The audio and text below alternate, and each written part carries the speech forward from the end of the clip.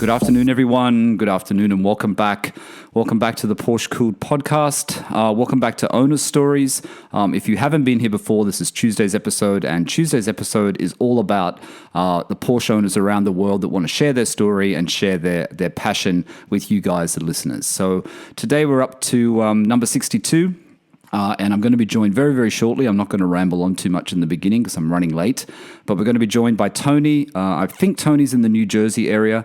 Tony was recommended to me by another owner who's been on Owner Stories, which is Rich at Carrera GT. So we're going to have a chat to Tony. We're going to find out about his cars, his Porsche journey, and a few other things he does on the side, which seem to be very, very popular. Anyway, let me get Tony through Zoom and let's start talking about his PorscheCooled owner story. Okay, welcome back, everyone. Welcome back to Owner's Stories. As I said in the intro before Tony joined me, this is episode number 62 of the Owner Stories series.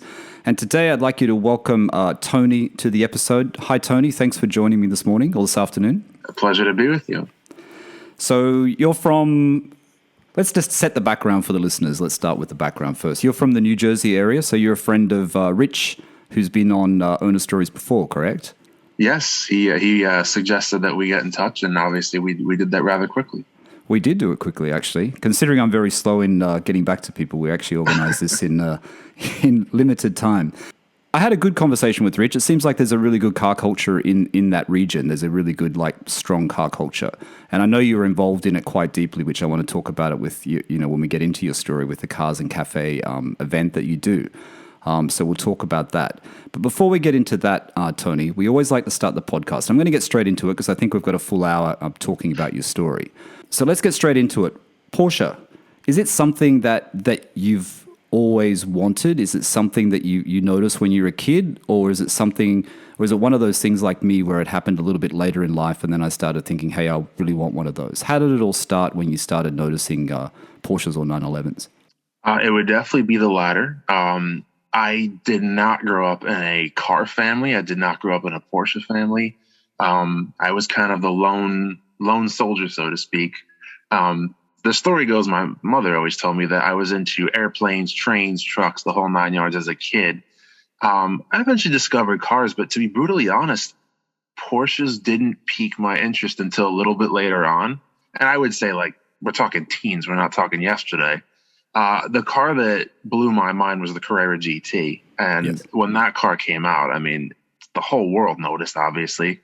And I had the I still have it, the 1/18 scale Carrera GT. And, that car blew my mind. I had it on the video games and all that stuff. But even so, it really took for me. I was a Corvette guy growing up. I still have my first Corvette. But okay. A friend of mine, a good friend, I told you about him before we recorded. We were at lunch one day. The three of us all had our Vettes. And he said to me, he's like, Tony, you don't get how special these cars are, these Porsches are. You have to experience it. So he's like, give me half an hour. I'm going to drop off the Vette. I'm going to bring my car. His car was the Arena Red 993 Turbo. Okay. And it had a Fab Speed exhaust. The car was incredible. I was hooked in 5 minutes. The car sounded great. It felt great. I didn't drive it. I just rode in it that day. But I was absolutely hooked. It was insane. We were just on the highway. It wasn't a racetrack or anything, but I'm telling you, that day it's like someone flipped a switch, and I had to have a Porsche from that moment on. And maybe a year later, I bought the 993, and the rest is history.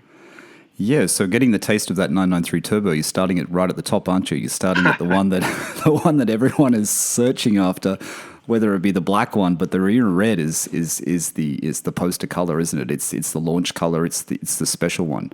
I don't know what sort of price they're selling for in the US, the 993 Turbos, but here in Australia, they must be at 500,000 Australian dollars easy now, 400 to 500,000 Australian dollars. So they're very, very collectible.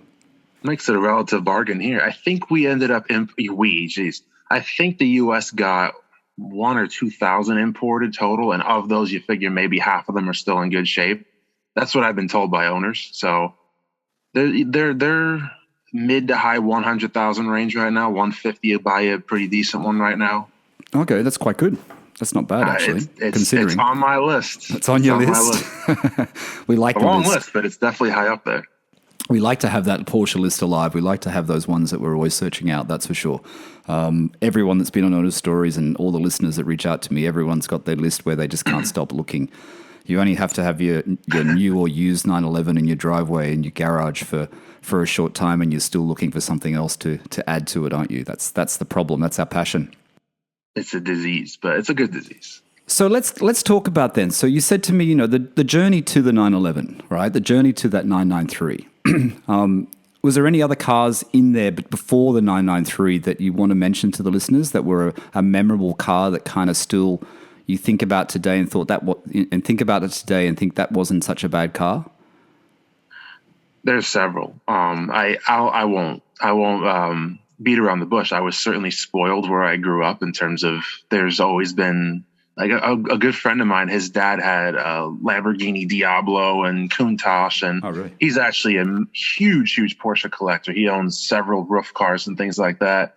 And he's a big part of why I ended up becoming quite a Porsche guy myself. But I grew up a Corvette guy. Like I said, I still have my 94 Corvette, and I love it. It's a fun car especially for the money. But for me, that was at the time 993s were still relatively attainable. They had started to go up a bit when I bought mine, but once I rode in the turbo, that was it. I had to have one. I was kind of cross shopping an NSX, like a mid 90s NSX. I've always loved 90s cars, grew up with them, but it wasn't really close at the time. It had to be a 993. So the Corvette is the memorable car, though, isn't it? That's the one you've kept. That's the one that you're never going to get rid of, almost. That's the start of the car journey. How many people get to say they get to keep their first car? How many people want to keep their first car? Exactly. Let's so I have the opportunity to do it. It's in storage. It barely ever comes out, but it's there, How long have you owned that car for, Tony? We're closing in on 10 years with it already. Okay. Great. So you you want the 993. You're in the turbo. You're in the red turbo of your friends. you're going to buy one. So how do you start looking? Do you start looking at dealers? You start looking privately? Is there someone that you may know that has one for sale? How do you come across the 993 that you purchased? Well, the funny thing is, and again, as with the whole Cars and Cafe thing, which we'll talk about later, I have a solid list of contacts, obviously, that sell cars, that broker cars, and nobody really found what I was looking for. So it's a very simple story. The same friend and I, about a year later, were sitting at lunch at the same restaurant. He picked me up in the turbo, and he's like, if you want it, just do it. So I pulled up, cars.com, Auto Trader. I'm not joking. The very, very first car I ever saw when I started searching 95, 97, 911s was the car I bought. And I kind of saved that one, and it was at a dealer. And I looked at a number of other ones, even some that were not arena red. It had to be that color, obviously. But it was that very first car I ended up buying to talk to them. So what was your search? What was your search criteria then? You're saying you're looking for you're putting into the search of the cars. You're looking for a 95 to 97. Did you wanted a manual? You wanted a Tiptronic? What were the search criteria that you put in to find the car that you had before? I did want a manual. I feel like I completely respect the new turbos, the GT2R, all that good stuff. They're great cars, But I think for this car, I was going to buy a rear-wheel drive car. I wasn't looking at a C4S or a turbo or anything. I had a budget, obviously, we all do. So it had to be a rear-wheel drive. I really wanted a manual. It's such a different manual from anything else I had experienced at that point. It fundamentally teaches you a lot about driving that particular car and air-cooled cars in general. So it had to be a manual. Like I said, there's a budget, so you're not going to buy a 4,000 mile museum piece. Yeah. Nor did I want to, but I wanted a cool color. I've always wanted unique colors, paint the sample colors, if you will. And this car just checked all the boxes. It had 50,000 miles when I bought it. So where did you find the car? Where was it located when you found it, and how did you go about purchasing the car? It was at a dealer in Atlanta, Georgia, which is there's quite a few well-known automotive entities down there. As a matter of fact, Ed Bolian from VinWiki actually kind of helped me out with it because he had a guy from a Porsche dealer that pre-purchased PPI'd it. So he was actually very helpful on a personal basis for that. So I called the dealer. We talked. We negotiated price. He gave me the usual speech. Oh, I have 5 guys interested in it. I kind of believed it because the air-cooled market, the 993 market, really took off in a hurry at that time. So maybe, my negotiating skills have improved a bit since then, and I've gotten better deals on other cars. But it was one of those things. There's just not a whole lot of supply at that point in that price range, and I didn't want to miss out. I'm glad I did because it was a phenomenal car. So what year was this, Tony? How long ago? This was in 97. Last full year of the air-cooled. They did the wide bodies and the Turbo S's in 98, but this is the last full year. Yep, so the 97 was a great year, 96, 97. So what year did you buy the car, though? So I would have bought it in 2015, I believe. Okay, so 2015, everyone listening knows that 2015 was probably a good time to buy a 993. Like you said, the prices were a little bit low. 993s now have gone absolutely crazy, 993s and 964s. Yes. As we know, 964s probably took off before the 993, and then everyone realized that maybe the 993 is better. I know a lot of people who own 964s are saying, no, it's not, but a lot of people think the 993 is slightly better. So how was it when you picked up this car? Because you're not just buying a 911, you're buying an air-cooled 911, you're buying a Carrera 2, you're buying a manual, and you're buying a 993. So what was that first drive? You've owned the Corvette, you've experienced a Corvette. What was the first impressions when you got into your first 911 and started to drive it?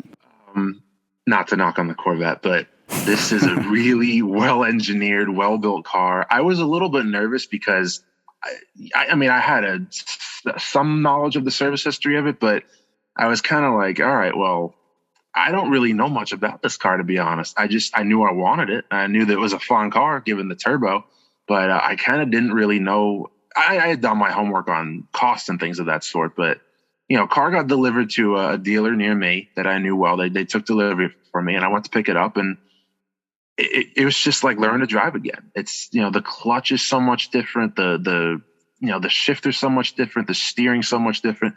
And this car's 3 years removed from when my Corvette was built. So they're built around the same era, but it's night and day. It's a completely different car. And that's the beauty of it. It's, you walk in the garage and you're like, okay, these are two very different driving experiences. But, that first drive up in the mountain back roads that we have here was phenomenal. It was, I remember taking the car to an open parking lot and just kind of like throwing it into gear, throwing it into a turn and lifting. I'm like, I have to experience what it's like to lose it. I want to learn how to drive this car. Yeah.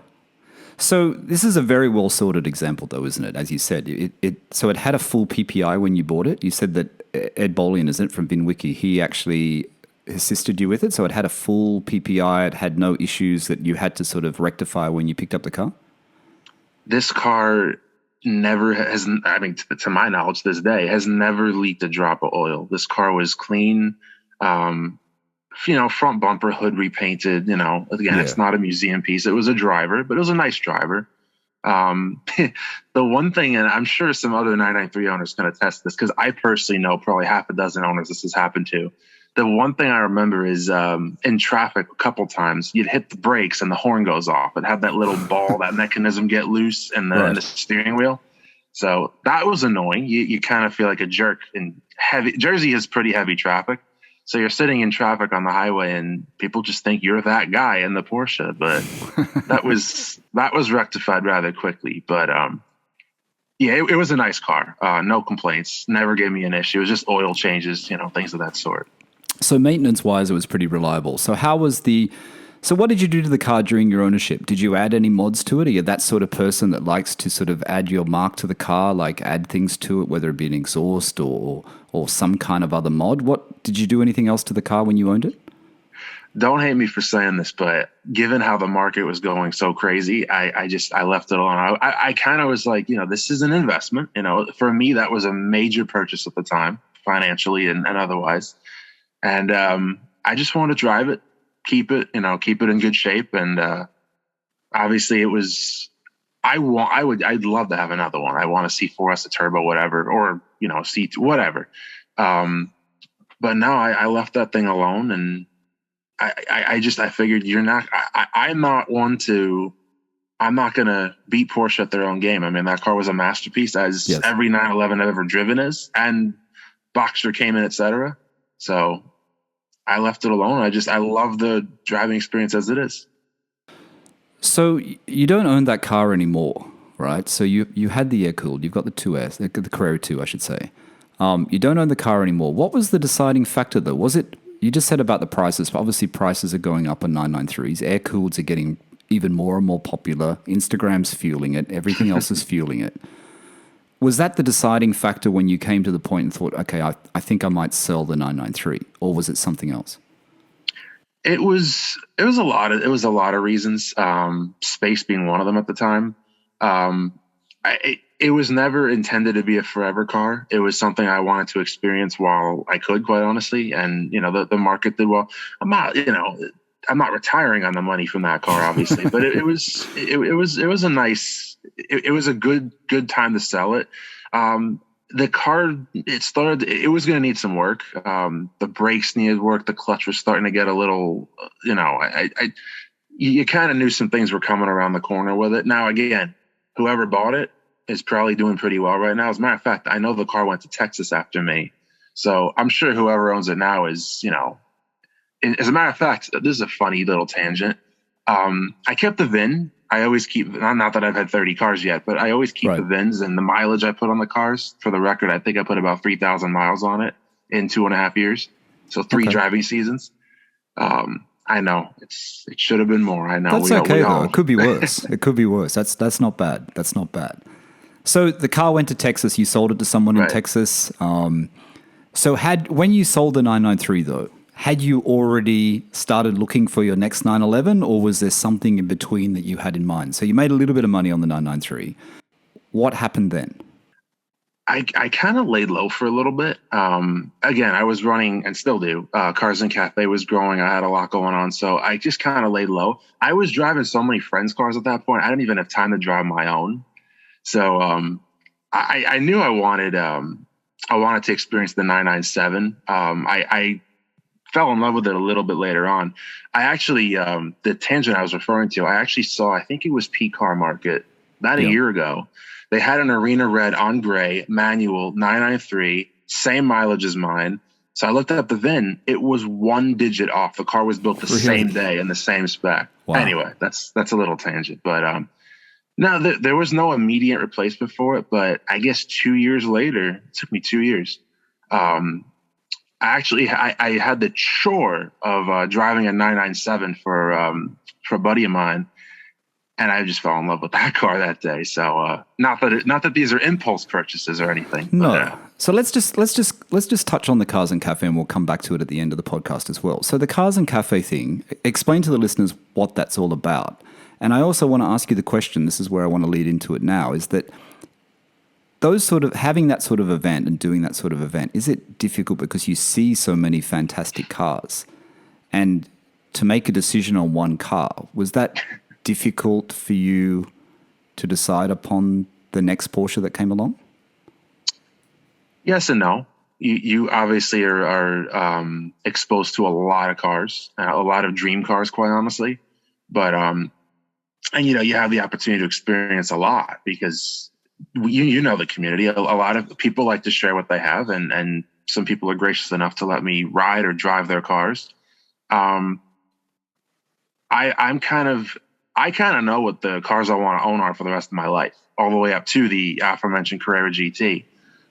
That's the top of the list. But anyway, I kind of just made up my mind at a young age. The cars I want to own have barely changed since I was a teenager. Okay. I kind of know I just know what I want. And sometimes don't meet your heroes. I've never been the Lamborghini Countach guy. It's a great car, but it's cool to look at. But with my shoe size, it's also very difficult to drive.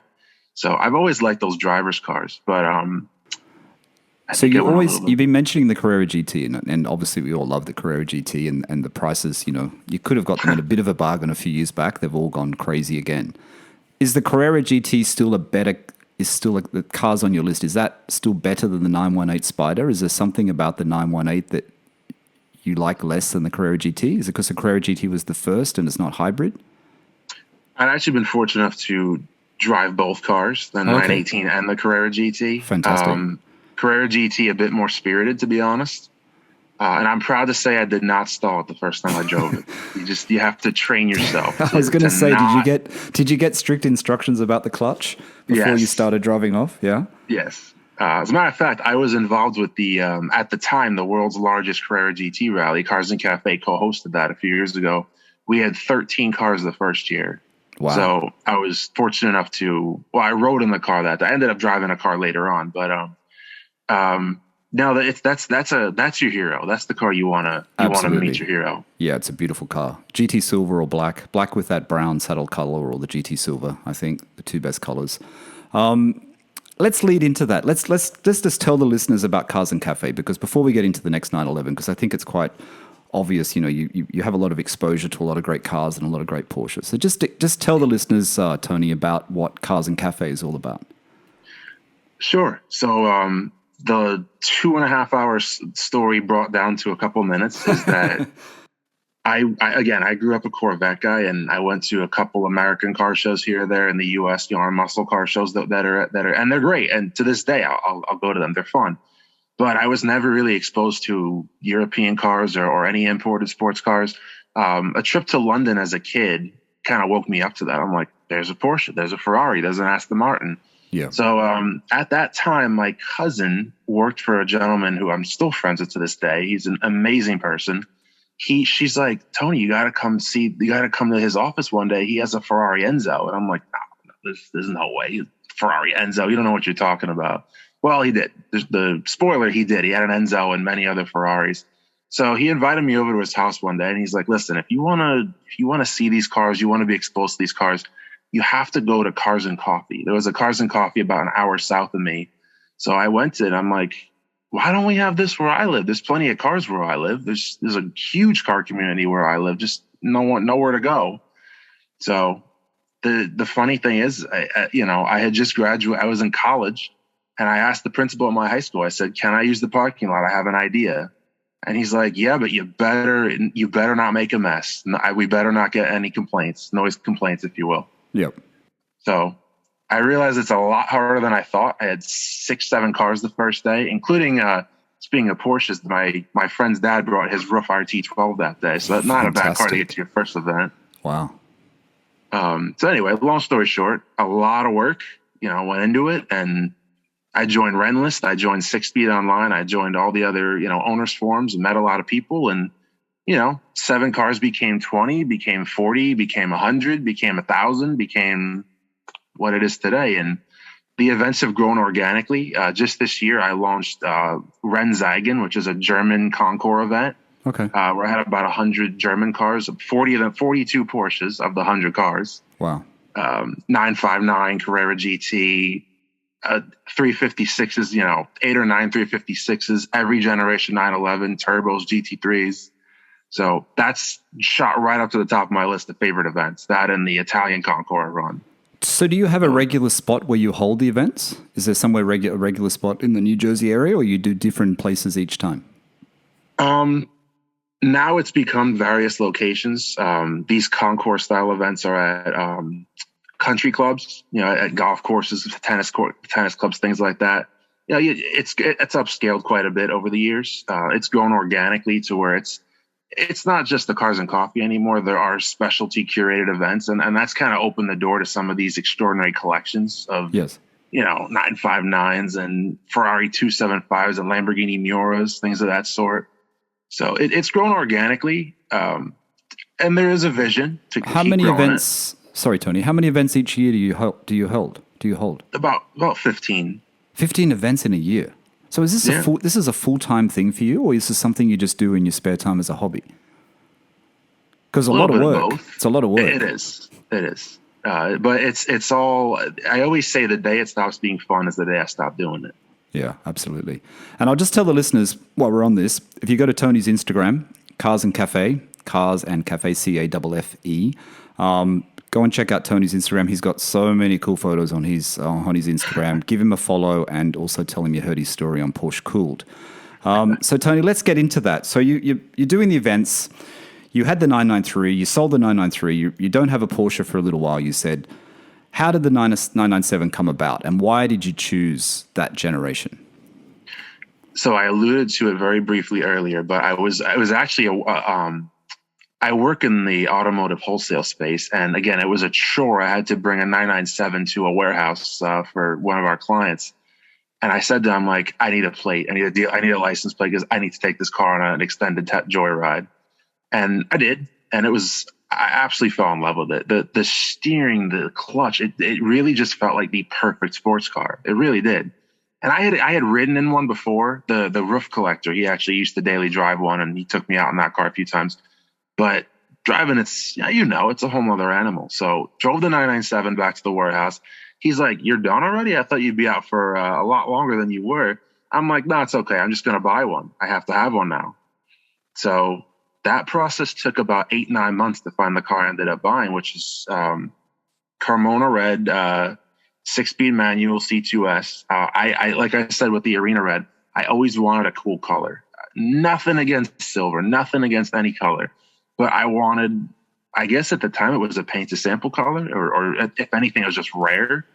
Yes, and before we started recording, I mentioned to you that I have had someone on Owner Stories, and they're probably listening, like bashing their head against the computer listening to me, but I know someone had Carmona Red, and I'm trying to think who it is, and it was one of those rare colors, because it sounds like carmine, doesn't it? But it's not carmine. As you said, carmine is completely different, and it's a very rare color in a 997. I mean, I don't think I've seen any 997s in Carmona Red. I mean, I had to look it up at the time, and I know the color, and I can see the color of your car in the background, and it's very similar to Arena Red, isn't it? It's a similar color. So that kind of makes sense that you've had the 993. So with the 997, though, air-cooled has the following. Air-cooled is, what everyone is searching for. Even a lot of people have water-cooled want to go and get an air-cooled if they could afford it. We know that a lot of people are entering the Porsche space with 996s because of the price of 996s being quite low. When I bought my 997, it was because the 997s had, dipped quite a lot. I've got a 997.1 Carrera. Were you concerned when you started looking for 997s with the mechanical side of it, without mentioning the dreaded 3 letters, but the IMS and certain things? Were you worried about that as a buying proposition, that it was going to be a car you might have more issues with than the 993? Yes and no. People were, everybody tries to scare you that all air-cooled 911s do is leak oil, and they're there's what it is. The bottom line is, I believe that anything you maintain, you're going to be okay. I understand that some cars are notoriously, a little bit more high maintenance than others, and I'm being kind. I know there's cars that have stories, but yeah, I was a little bit weary of this because I had heard I heard the same stories you've heard. I'm on Renlist. I probably researched too much. Yeah. And so I'm like, okay, well, whatever car I buy, I'm going to have to throw $5,000, $6,000, $7,000 into it and get that certain thing fixed. But this car it was the perfect car to buy. It was a private sale. The car was a driver, and the owner kind of neglected it, to be honest. The bumper was scratched up, and it had a ding in the quarter panel, and the interior was a little tired, and the fog lights were, pardon the pun, fogged. So The car needed some love. So I didn't buy it. Again, it wasn't a museum piece. It was never supposed to be. I think I bought it with 54,000 miles. So private guy in Naples, Florida. It is a February 05 build, so it has the larger bearing, which I'm told is a good thing. Yeah. But it's the only 05 was the only year that Carmona was offered on the 997, to my knowledge. There may be a couple painted samples in 06. But so the right color, the right bearing. Yes. It's got the sport chrono package. It's had everything I wanted. Okay. Tan interior, manual. Mechanically, again, I PPI'd it. Mechanically, the car checks out. So let's just stop there. When you did the PPI, I mean, we always know the PPI story. When you get a PPI done, you get the list. Even though things are normally okay, you still get all these little tiny things that you have to sort of not get too worried about and look over and see if it's going to impact you, for the purchase. Were there a lot of little things that appeared on the PPI? Just cosmetic, really. I remember him telling me that there were, the bumper was scratched. And I'll be honest, when I got the car, I was like, that's a lot more than a scratch. Like that bumper was, and the owner was very transparent with me. He told me that his wife backed into it, leaving the garage. Right. And they said there were a couple small dings, and the interior had a little wear. It was a little more than a little wear, but so it was mostly cosmetic. Mostly cosmetic. Okay. So you were definitely looking for a Carrera S. You weren't looking for just a base Carrera. It was a Carrera S that you wanted. You wanted the slightly more power. I did. I had the base model 993, so I figured, let's. I've never owned a fast car, so I'm like, let's take a little extra horsepower. Really wanted the sport exhaust, but unfortunately, they didn't make that in 05, and I ended up going with the color over the sport exhaust. But okay, I've driven the 7S, the 997.1S with the sport exhaust. It is night and day different. It's special. It is special. It is special. And when I first bought my 997 Carrera, it doesn't have a sports exhaust either. And I remember, and I've said this story many times before, and people have heard it before, but it still sounded iconic Porsche. It still sounded iconic 911, how you think a Porsche should sound. But after a couple of weeks, I realized it wasn't loud enough for me. It was a bit soft. Yes. So I did the Fister mod. Have you done an exhaust mod on your 997, or you still want to keep this stock like your 993? It hasn't happened yet, but I have a feeling it probably will, because this is not a car I have I have no intention of getting rid of this car. If anything, I would add, but no, it's bone stock. I've put I think about 9,000 miles on this one, so I've driven this one a lot more. Wow, it's a lot. But no, it is bone stock. But yeah, it needs to be a little louder. To your point, though, you just made a good point. One of many good points. It still has that special 911 feel to it, and the way I always describe it to friends of mine who have absolutely no experience with Porsches, or maybe you're air cooled guys, whatever. This feels like an evolution of the 993 and the 964 and et cetera. The new cars are phenomenal, but it's like they feel like new cars. The 997 still feels like an evolution of the air-cooled cars. It has that visceral, special feel to it. I know it's a cliche, and I know the 997 is that's a car that's the 997s have almost doubled in value since I've owned mine. Yes, so they have. That was another good buy. Yeah, same for mine. I mean, my insurance just went up by a lot of money, actually. I just got my car revalued, and it's crazy. It went up by 50% from what it was insured for before, so that's crazy. But I think you're right. I mean, I haven't, and I don't know whether you know my full story, but I've only just come back to Sydney after 2 years. So I've only just driven my car again. My car's been, stored. And it's amazing how quickly you forget how good it is, the 997 is. You know what I mean? And I have been in friends' 997s in the UK and other Porsches when I've been away. But getting back into your own car and feeling it really does come home that this is a really special car. And I think it's quite interesting what you just said, Tony. You said this is a car you don't want to let go of, but you let go of the 993. Why would you not let go of the 997?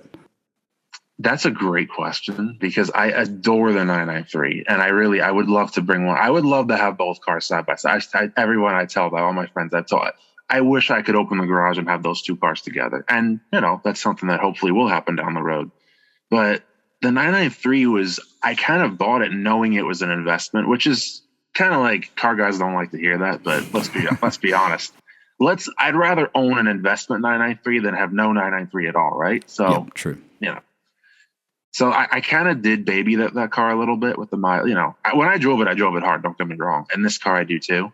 But this car was it's not a daily driver, not even close. But it was meant to be driven. I don't care how many miles. This thing might end up with 100,000 miles. I don't know. It very well might. But as you said, you want to get another 993, right? You want to get a C4S, or you want to get that turbo, that pinnacle of the turbo. So that will come along. But someone who's listening to the podcast, and a lot of people, there's quite a few listeners that don't have Porsches yet, right? That listen to the podcast and reach out to me and say, look, I'm looking, and you've been really helpful with 996s and the fact that you own a 997. If someone's looking and they have the money, they have that little bit more money, and they can stretch to an air-cooled 993 or a 997 Carrera S, which way would you say to go for your first Porsche? Do you think they should go air-cooled, or you think they should go 997? I don't think there's any right or wrong answer to that. I think you really have to just, if you're lucky enough to be able to drive both cars, drive it, see what you like best. and buy the best car you can afford. And when I say afford, I mean really afford. I don't mean put half of it down or put a, reverse mortgage your house and sell a kidney. I mean, buy the best car you can afford. And I have a friend I always call him the Boxster guy, the Cayman guy. Like he loves the 911s, but he's the Cayman guy. He had a 986, 987 now. And that's what he loves. And they're phenomenal cars, mid-engine platform, obviously.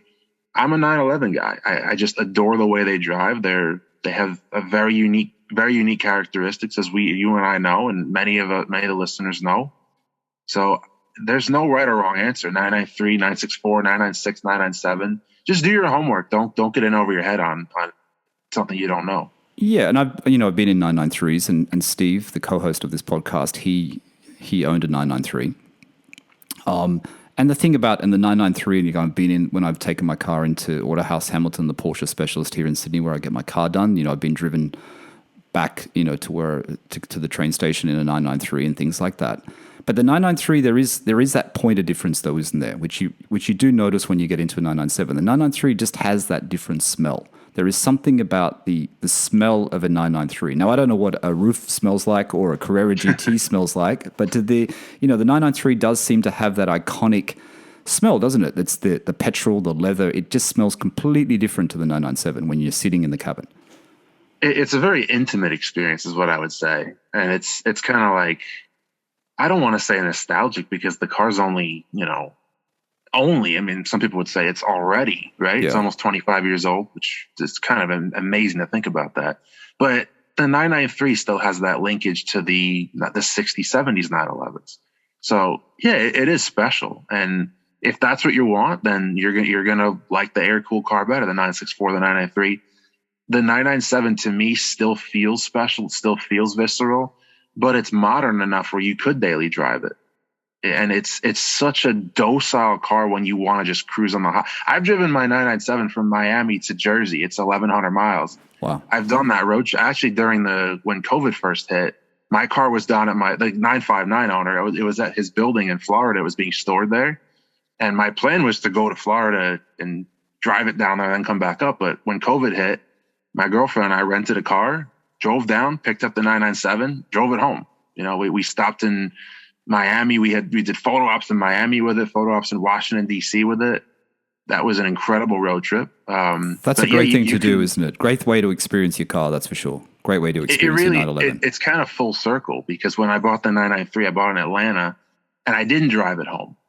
When I bought the 7, I went to Florida to pick it up, but I left it, a couple hundred miles. I drove it and I left it there and then I shipped it home. So it's very fulfilling. I highly recommend. It's such a great road trip car. I know several people who have 997s in this area, in the New York City, New Jersey area, and some drive hundreds of miles a week. And I think I've taken my car to 14 U.S. states in the last year. Wow. It's a great road trip car. Just make sure your frunk opens. I had that break on me. That's never fun. Did you? That's got that emergency release though, hasn't it, on the inside? I'm not quite sure how to open the frunk if it doesn't open though. I know it's in the manual somewhere. Someone told me you have to pop open one of the headlights and there's an emergency, something like that. Yeah, I think it is. Yeah. I haven't quite had to resort to that yet, but you kind of learn the little tricks of these cars. Like the 993 had the immobilizer that everybody hates.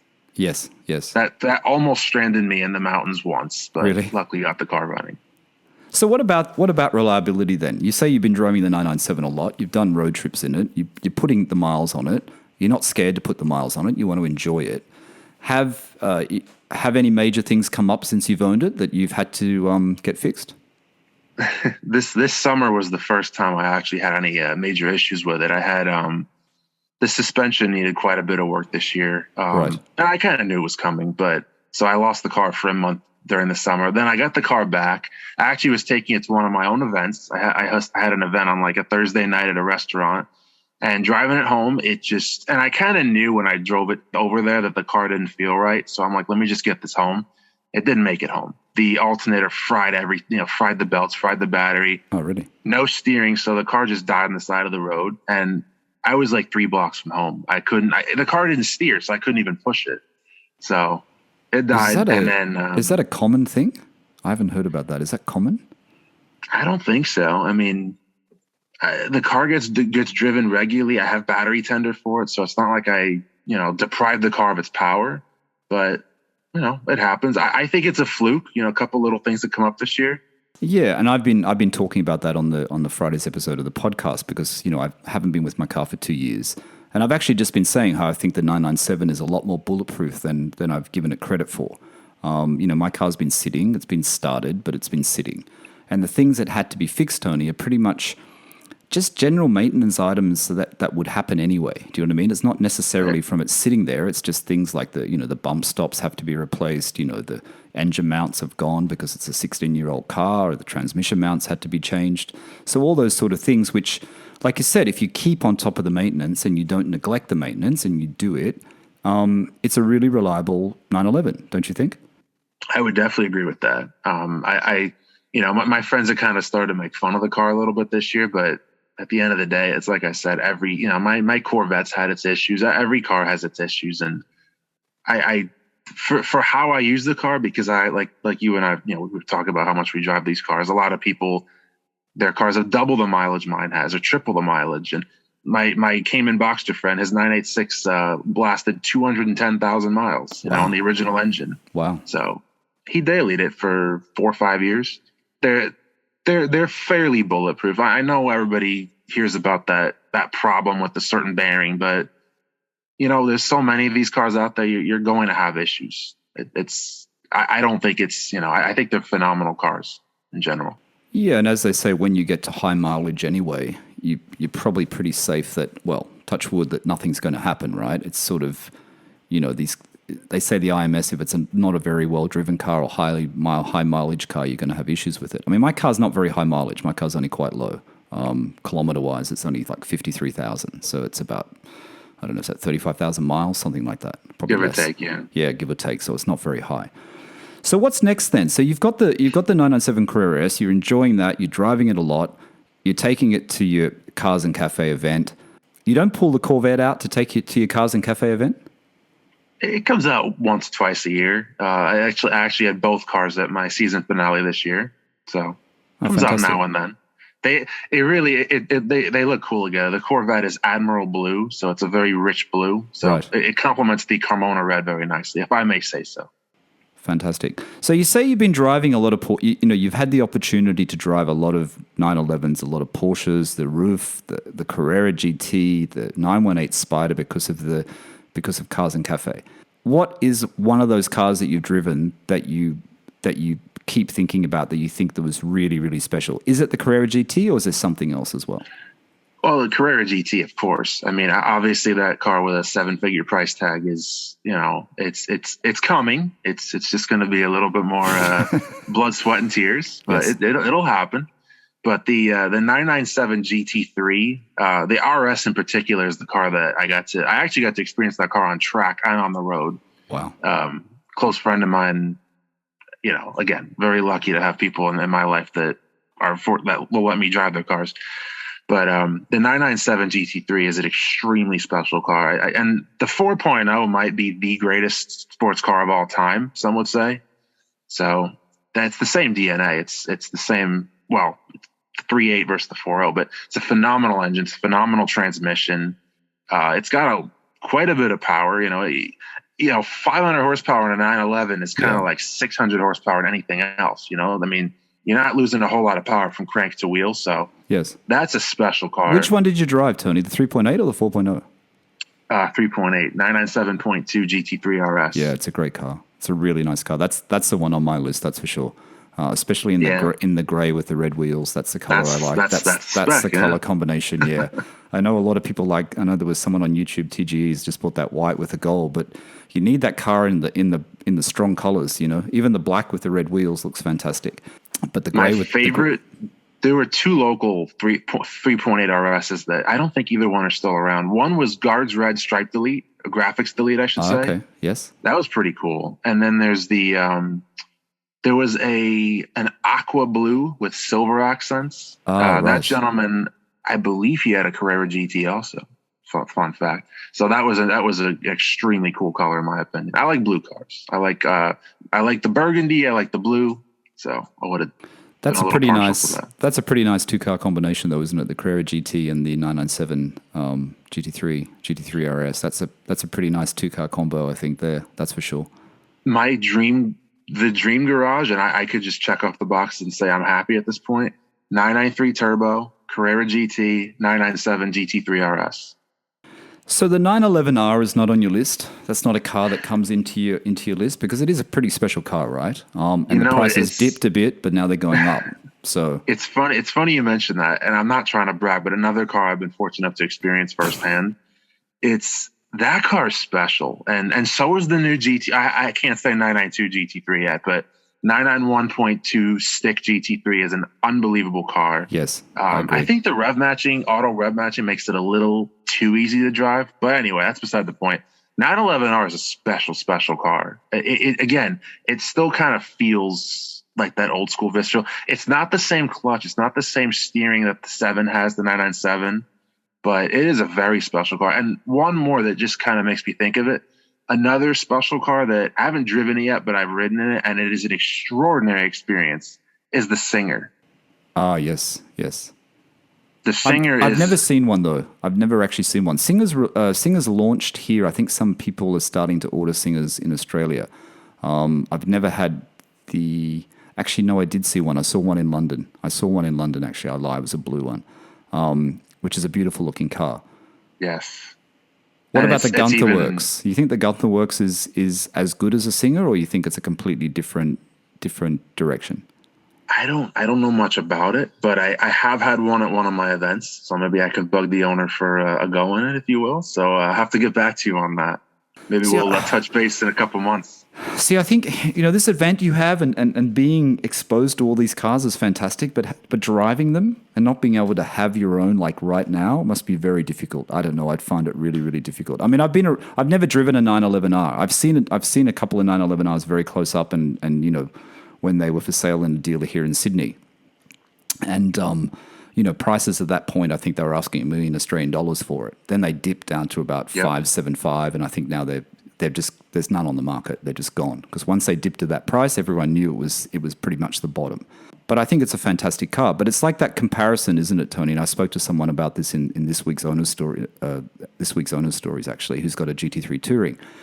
I remember hearing Cam Ingram saying about how he's got the from the Ingram collection, who's got the GT3 Touring, and is it the same as the 911R? Because obviously his family have a 911R, and he said no, it's not. The 911R is better. You know what I mean? But it doesn't take away from the enjoyment of the GT3 Touring. The GT3 Touring is still a fantastic car, and I think that's what we, as Porsche enthusiasts and Porsche, and passionate about Porsche, we have to realize each car is special. You know what I mean? Yes. They're special for a different reason, and it might not be the 911R, but the GT3 Touring is still a fantastic car, don't you think? Absolutely, 100%. You nailed it. You absolutely nailed it. And I think a lot of kids, a lot of photographers I see, they're like, oh, I have to have a GT3 RS. Yeah, that's great. It sounds great on paper, but learn to drive on a 996 or a 997 or a 986 or 997. If you can drive that car at 9/10, 10/10, then maybe, I hate this. I don't want to judge anyone's driving skills. It's not my place to. I'm not. Yeah. The 997 is a better car than I am a driver. Let's just put it that way. I could drive the car 6, 7/10, but that car is very capable. So I don't know. I think people kind of get so crazed with, it has to be a GT3. It's a great car? The 911 GTS. That's a phenomenal car. Yeah, it you is. get in that car and, it's very capable. The 911T, right? That's a great car too. Absolutely. And that's like that other comparison, isn't it? The Carrera 911 Carrera T to the GT3 Touring. Sure, the GT3 Touring is better, but you can't take away from how great that 911 Carrera T is and how under the radar it was, Tony. How people didn't really get it. And now you look at the prices and I'm only talking UK and Australia here, but all of a sudden the demand and the stock availability of that car is just drying up, especially if it's manual, especially if it doesn't have the privacy glass and you still got the lightweight glass. You know what I mean? And if it doesn't have a sunroof. If all those things are there, those cars are they're very hard to find a good one. Very hard to find one, actually, in general. I just hope Porsche builds as many, visceral, manual. I know the GT4 RS is a manual, but even that car, I hope they build every single sports car they can build while we're still allowed to have gas engines, because once they're done, we're going to look back and be very thankful that we have so many cars to choose from. The problem is, though, isn't it? I mean, unless you're a collector, it's very hard to get an allocation for these cars now, and that's the big issue. That you can't, if you want to buy a new one and you want to experience it, it's not so easy unless you buy one on the used market and pay a little bit of a premium. That's the problem, isn't it? It is, and I think they're still kind of rewarding their 918 customers, and perhaps there's another 918 replacement down the road that Porsche wants to groom owners for, but they're still rewarding those customers. And there were 918 of them. I mean, how many original owners are left? Who knows? But those are the people that are going to get the first batch of cars. 992 GT3. There's hilariously long waiting lists for that car. Yes, it's crazy. It's crazy. But I think you're right, though. You don't have to get straight into it. Like you said, kids and people that want to get straight into a GT3 or a GT3 RS. And a lot of owners that I've spoken to on owner stories, especially first Porsche owners, their first 911. A lot of people are, when you first pick up your car, you're a little bit scared because you're not used to the 911. You're not used to the weight transfer. You're not used to the engine in the rear, right?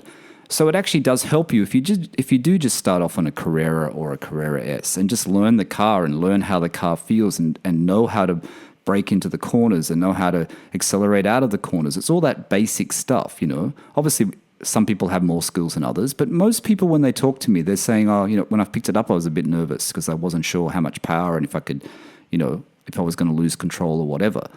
And I think that's a really good point you made that, there's nothing wrong with a base Carrera. There's nothing wrong with that because there's still so much in it with the engineering and so much in it with the weight transfer. And, I always say that my 911 Carrera has, I think, enough power. Sure, I get into Steve's GT3 and it feels, it's a lot faster and you go, oh, okay, maybe I was wrong. But it does in most circumstances, don't you think? A Carrera or a Carrera S has enough power. Well, I think it's enough power for the car. I think that it's a very well-balanced car. And again, it's straight line speed is great. And anyone listening who has a 0 to 60 car, I mean, I've seen some of these new Turbo S's 0 to 60 in 2 seconds, whatever. Yeah. That's awesome.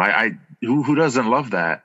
But that's not the point of a Carrera S. That's not the point of a 911 in general. There are 911s that are incredibly fast, but that's not the point of the DNA of a 911. A 911 is a driver's car. It's a car that you could take it to the track. You could daily drive it. You can throw it around the mountain back roads. And it's like you said, it's learning how to drive a rear engine car. It's learning how to drive the 993 had 285 horsepower in my car, right? The 997 is 355 or whatever it is. The S. That doesn't sound like much, but keep in mind the power is going right to those rear wheels or all four wheels, depending on your car. It feels a lot faster than that. And I'm not saying it's a fast car by modern day definition, but it's got the right amount of power for what it is. Yeah, it's a great balance, like you said. It's a very good balance, and that's what's important, I think. So what's happening with Cars and Cafe? Are there? It's winter in the US, so I guess there's no events happening until the weather clears up. Yeah, it's the busy off season. I like to say it's time to plan the 2022 schedule, and just try to make everything bigger and better than this past year. And it was an extraordinary successful year. You can kind of gauge that by, I think there were 8 different Carrera GTs that showed up this year. So wow, that alone tells you that I would say that if you have 8 different owners of Carrera GTs, they have something else in the garage, right? So. True. Is there any events coming up in the new year that you want to tell the listeners about? Because we have a lot of US listeners and we have a lot of people in the New York area as well, or people that want to drive to one of your events. Are they always in New Jersey? Is there something coming up that you want to let the listeners know about? The Rennzeigen will be back next year. If you like Porsches, you'll love that. Like I said, I believe 42 Porsches this year, mostly air-cooled, but some of the new cars too. Every GT3 was there, 3 Carrera GTs and all that stuff. Actually 4 if you include the Gambala. But Gambala as well. Wow. Okay. Oh, just throw one of those in. Just throw one. But yeah, so that's a late September, early October event. If you like Italian cars, its sister event is Festival Italiano coming up in mid-May. And I also launched an exhibition called Cars on the Lawn, which is at a Gilded Era. it's a mansion that looks like Hampton Court Palace right here in New Jersey. It's an extraordinary venue at the Fairleigh Dickinson University College. So it's purely an exhibition, but that's another Porsche heavy event. I actually got to drive the DP Motorsport 935 into the event this year, which was pretty cool. Wow, fantastic. So fantastic. Again, just as easy to drive as any 964. It was an easy car to drive, but it's a lot of fun. I can tell you that. So I didn't ask you before, actually. What about the roof? How does that feel compared to a 911? Does it still? I mean, we all know it is a 911 body, but how does it feel when you're in a roof? Does it feel like a completely different experience? It feels like a 911 turbo, but on steroids. Right. I was in the RT12. The owner has a couple of air-cooled cars that I'd really like to experience. It hasn't happened yet. He used to have a CTR2 Sport, which I think is just the most phenomenal car. Yeah. 600 horsepower 993. I mean, it's incredibly cool. We all know the Yellowbird, right? Yeah. But the RT12 is incredibly fast. I think it has 700 horsepower. It's crazy. So 700 horsepower 997. And what is it? 06, I think is, or 07? Yeah, crazy. It is that like next level fast. And so light as well. So light. Right. Power to weight ratio, right? But it's bonkers fast. It really is. Exactly. Hey, what else, Tony? Is there anything else you want to share with the listeners? Because we're going to get into your favorite drives in a second, is how I like to end the podcast. But is there anything else you want to share with the listeners about your Porsche journey or about your Cars and Cafe event? Well, just anyone in the tri-state area is welcome to reach out if you're not in the know already, because they are private. I try to keep it more of a community, so that's kind of why some of these cars come out, is because it is a little bit more intimate than some other events, and nothing against. I host public events too. There's nothing wrong with it, but community is big for me. It's like I said, I have all a great group of friends with in the car world, and so do a lot of people that come. It's amazing the friendships that are formed because of this, and that's how I met Rich. That's the reason we're talking today, and the community is international, as we know, right? It's a great community, and Rich has got his 997 as well. Yes, and I love his color combo too, the midnight blue. But it's a great color. Cars are what bring us together, and not to sound like a total cliche, but the people are so much more important than the cars at this point. Yeah, I agree. I mean, there's great events all around the world. I mean, in an earlier owner stories, I had PJ on. PJ owns a 356A. He hosts an event in the UK called Classics at the Clubhouse. I don't know if you've seen that. You should check out his Instagram. And that's growing as well. And that's a great event. That's like an air-cooled event. You get the Volkswagens there and you get the Porsches there, and it's on a golf course lawn in outside of London. So that's a pretty fantastic event anyway as well. I mean, there's lots of events around the world. And I think what you're doing is a great thing. Like you said, it brings the people together. It's about the cars, Tony, but as you just said, it's bringing people together. And I think that's what Porsche does really, really well. And the Porsche community is it really is a great community. And it sounds cliched, but it really is a great community. It's very eclectic too. Yes, it is. So let's get on. We're getting near the end of the podcast. I like to keep these to about an hour. We always like to talk about the favorite drives. And this is one of the things that all the listeners enjoy about the podcast as well as where it all started. It's like, where would you, if someone's coming to US, they're coming to New Jersey, they're coming to that region, where would you say to take your 911 or your sports car if you want to go for a great drive? New York City. No, I'm kidding. You don't want to go anywhere near New York City. I'm not going to tell you because I want to keep those roads to myself. No, I'm also kidding about that. There's a very, very well-known any car guy in the New York City tri-state area knows about Bear Mountain, which is exactly what it sounds like. It's a mountain, and you probably see bears around it. But there are some phenomenal mountain roads. And the cool thing about Bear Mountain is there's some high-speed roads where you can, really get to pretty much top. Not that we would ever do this because of speed limits, of course. We respect speed limits. Yeah, of course. But that goes without saying. But there are some high-speed roads. There are some extremely technical roads where you probably don't even get out of second gear much. There's some higher-speed corners and some serious hairpins, and there's probably about 30, 40 miles on our side of the river. If you cross the Hudson River, which is the New York City side, the Westchester side, there's a whole nother, Storm King Mountain and such. And on our side, there's Greenwood Lake. There's actually quite a bit of nice roads not that far out of New York City. Right. And even Western New Jersey has some nice roads. So there's I would say it stacks up. Everybody in the U.S. talks about Tail of the Dragon in North Carolina, rightfully so. And there's some extraordinary roads in California, obviously, and I've been fortunate enough to see some of those too. But I would say Bear Mountain would give a lot of those roads a run for their money. And it's one of those things that everybody around here knows about it, but you don't. Everybody in the U.S. knows about Mulholland Drive in California and 17 Mile Drive in Monterey. But we kind of keep Bear Mountain as our little secret. So that's the one.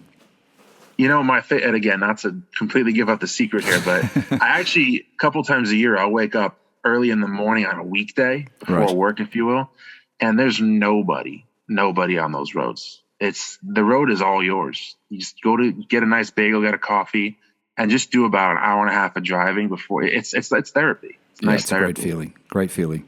Tony, thank you so much. Thank you for coming on Owner Stories today. Thank you for telling everyone about your Porsche journey and telling everyone about Cars and Cafe, which is the event that you host, that you organize. I just want to tell the listeners, make sure you go and follow Tony on his Instagram at carsandcaffe. I'll put the link in the description to this podcast as well. Tony, thank you so much. Thank you. It's been an absolute pleasure. Thank you, Tony. All right, everyone. That's Tony coming in from the US, from the New Jersey area. Make sure you go and give Tony a follow. Like I said, his previous car, 993 Arena Red, very, very special car. And his current car, an 05 997 Carrera S Carmona. I've got to make sure I say it right, not Carmine. Carmona, Tony. Carmona Red, very rare, very special car. All right, everyone. Thank you for listening to the PorscheCooled Podcast. That's it for today. Bye for now.